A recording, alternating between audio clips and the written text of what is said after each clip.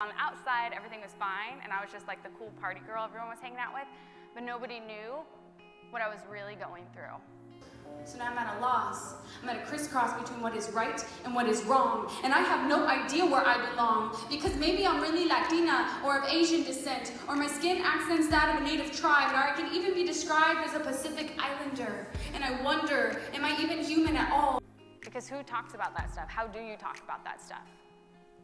So we stay silent because of shame. We also stay silent because there's stigmas associated with talking about things. Anxiety's not real.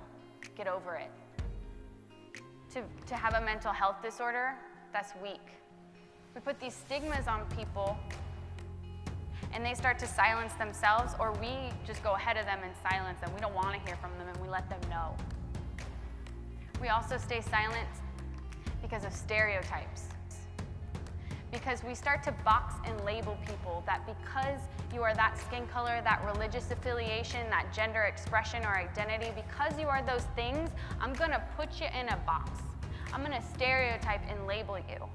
But the root of stereotypes is biases. So I want you to think for a second, if you have a stereotype, a label, a bias, a stamp you put on someone who is different than you, and you separate and divide because of that, consciously or subconsciously.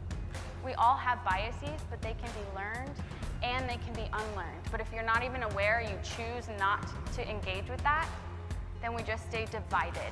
Because it's one thing to know why we stay silent, but it's a whole nother game when we know why we're not gonna stay silent anymore, why we're not gonna let anyone suppress our voices, press our voices down, why we're not gonna say the pain is going to be the end of my story. Well, we're going to say, no, I'm not going to put a period here. I'm going to put a semicolon because I'm going to rewrite my story. I'm going to end this cycle because I don't want anyone I love feeling like they can't love themselves.